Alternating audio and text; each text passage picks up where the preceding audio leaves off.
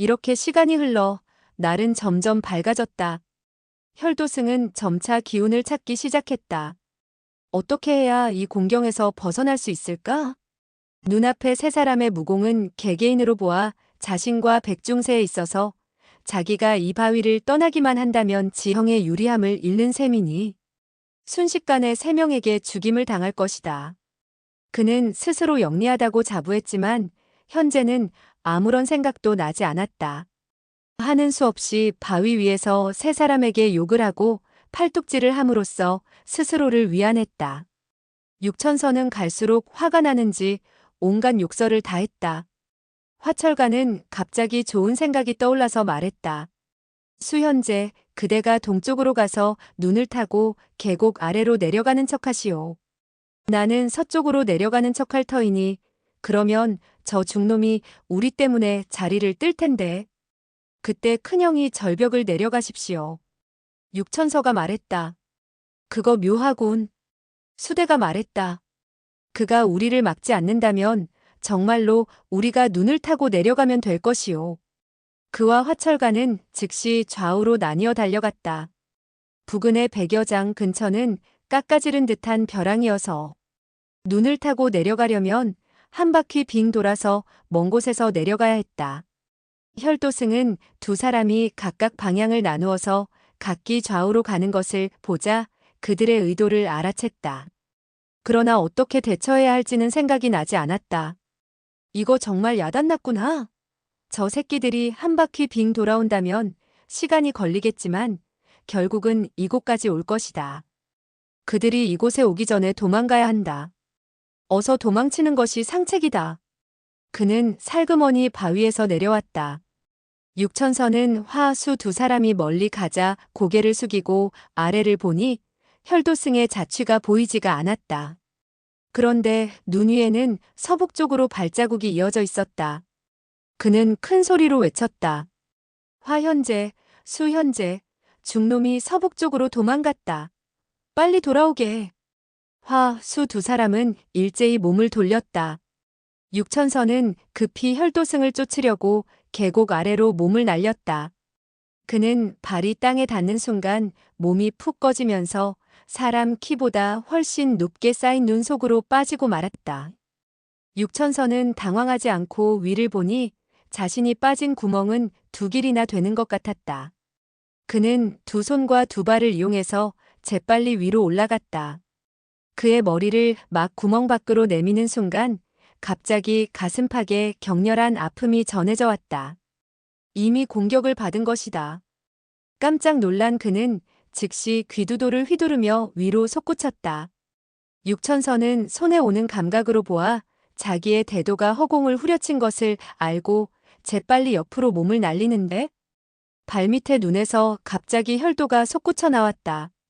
원래 혈도승은 육천서가 크게 소리치자 그가 뛰어내리리라는 것을 알고는 서북쪽으로 도망치는 척하다가 재빨리 돌아와서는 눈 속에 숨어 있었던 것이다.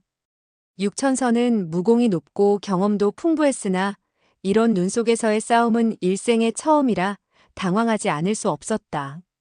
하지만 육천서는 혈도를 비스듬히 피하면서 혈도승이 있을 법한 자리를 대충 가늠하고는 3번 귀두도로 찔러갔다.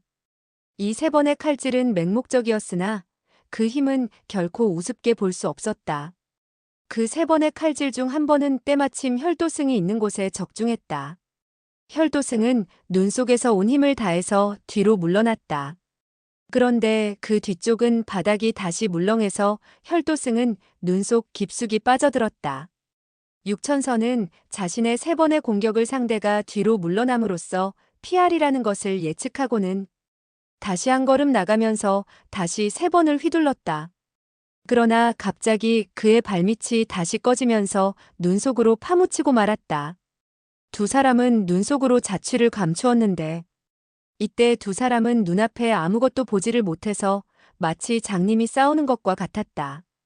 두 사람은 발이 딱딱한 곳에 닿자 필생의 공력을 다해서 서로에게 공격을 퍼부었다. 이때 그들의 머리 위로는 10여 장이나 되는 눈이 쌓여 있었다. 두 사람 중 한 명이 위로 올라가려 한다면 하체를 수비할 수 없게 되므로 상대의 공격에 허리가 잘릴 것이기 때문에 상대를 죽이기 전에는 아무도 위로 올라갈 수 없는 지경이었다. 저구는 밖이 갑자기 조용해지자 고개를 동굴 밖으로 내밀어 밖을 살펴보았다. 이때 혈도노조는 어디에도 없었다. 단지 동굴 옆에 바위 옆에 눈이 조금씩 들썩거릴 뿐이었다. 고개를 들어보니 수대와 화철간이 계속해서 눈속을 주목하고 있는 것을 보고는 마침내 혈도노조와 육천서가 눈속에서 사투를 벌이고 있다는 것을 알 수 있었다. 수생도 고개를 내밀어 밖을 살펴보았다. 아버지는 정신을 모아 아래를 내려다보고 있었다. 거리가 상당히 떨어져 있어 감히 크게 외쳐 도움을 청할 수 없었다. 화, 수 두 사람은 어떻게 하든 육천서를 도와 혈도승을 요절내고 싶었으나 아무런 방법이 없었다. 수대가 말했다. 둘째 형님, 제가 아래로 뛰어내리겠습니다. 화철가는 급히 말했다. 그건 안 된다. 그건 안 돼. 자네가 눈 속으로 뛰어든다면 어떻게 공격을 할 텐가? 눈 속에서는 아무것도 보이지 않는데 어떻게 혈도승에게만 공격을 할 수 있겠는가? 화철가는 스스로 유승풍을 죽인 것을 생각하고는 마음이 다시 착잡해졌다. 지금의 이 상황을 그 역시 모르는 것은 아니었다. 눈 밑으로 뛰어든다면 적은 고사하고 자기 편조차도 구분할 수가 없고 오로지 마구 무기를 휘둘러대는 방법밖에 없었던 것이다. 그렇다면 혈도승과 육천서 중 누구를 찌를 것인가는 반반의 확률이었다. 또 자기가 뛰어들면 혈도승과 육천서에게 죽음을 당할 확률도 대단히 높았다. 그런데 자기 쪽에서 두 명의 고수가 눈을 시퍼렇게 뜨고 육천서가 눈 속에서 혈도승과 목숨을 건 싸움을 하는 것을 보자니 답답하기만 했다. 이때 계곡 아래의 흰 눈의 요동이 멈추었다. 절벽 위의 수대와 화철간, 동굴 속의 수생과 저구는 모두 초조해졌다. 이제 눈 밑의 사투는 승부는 났으나 누가 이기고 누가 목숨을 빼앗겼는지는 알 수가 없었던 것이다. 한참 후 한 곳에서 흰 눈이 천천히 솟아오르더니 사람의 머리가 솟아올라왔다. 그 사람은 점점 위로 올라오니 머리카락이 하얗게 보였다. 혈도승은 대머리이니 머리카락이 있을 리가 없었다. 그러므로 지금 올라온 사람은 육천서가 틀림이 없었다. 수생은 기뻐하며 낮은 소리로 환호를 질렀다. 저구는 화가 났다. 무엇이 좋아서 그렇게 소리를 지르는 거야? 수생은 말했다. 내 놈의 사조는 이제 죽었다. 너 저군 중놈의 생명도 이제 얼마 남지 않았을 거야. 저군은 이제 이 세 명의 고수에게 사로잡힌다면 자신은 꼼짝없이 죽을 것이라는 것을 알고 있었다.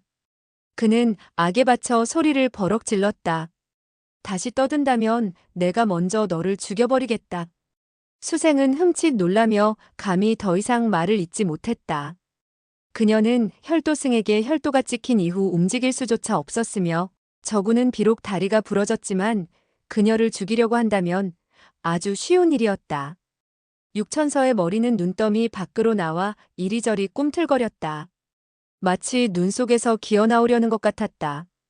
수대와 화철간이 일제히 외쳤다. 육대형, 우리가 갑니다. 두 사람은 몸을 날려 계곡 밑으로 떨어졌다. 깊은 눈 속에 파묻히는가 했더니 재빨리 기어나와서 계곡의 바위 위로 몸을 날렸다. 바로 이때 육천서의 머리가 갑자기 푹 눈 속에 빠지고 있는 것이 보였다. 마치 두 다리가 다른 사람에게 붙들려서 끌려 들어가는 것 같았다. 그가 눈 속에 들어간 다음 아무리 기다려도 머리는 올라오지 않았다. 그렇다고 혈도승의 그림자가 보이는 것도 아니었다. 수대가 생각해보니 육천서가 이미 상대의 암수에 걸린 것 같았다. 갑자기 퍽 하는 소리가 나면서 또 한 개의 머리가 눈 속에서 나왔다. 이번에는 머리가 박박 벗겨진 혈도승이었다. 그는 껄껄 웃더니 다시 눈 속으로 사라졌다. 수대가 욕을 했다. 이 악독한 중놈아. 그는 검을 들더니 몸을 날려 눈 속으로 뛰어들어가려 했다. 그때 눈 속에서 한 개의 머리가 급히 날아왔다. 그것은 몸과 떨어진 머리였는데 바로 육천서였다. 이 머리통은 수십 장을 날아가더니 눈더미에 떨어져서는 흔적도 없이 사라져버렸다. 수생은 눈앞에서 처절한 광경을 보자 혼비백산하여서 소리조차 지를 수가 없었다. 수대는 비분간개하여 길고 큰 소리로 외쳤다. 형님, 당신은 우리 형제들 때문에 목숨을 잃으셨습니다. 이 형제들은 이제 당신의 복수를 해드리겠습니다. 그러더니 잽싸게 몸을 날리려고 했다. 화철가는 급히 그를 잡았다. 잠깐, 저 악독한 중놈은 눈 속 컴컴한 곳에 숨어 있고, 우리는 밝은 곳에 있으니 무턱대고 뛰어들어간다면 그의 덫에 걸릴 것이요. 수대는 그의 말이 맞다고 생각하고 울음 섞인 목소리로 말했다. 그럼 어떻게 하면 좋을까요?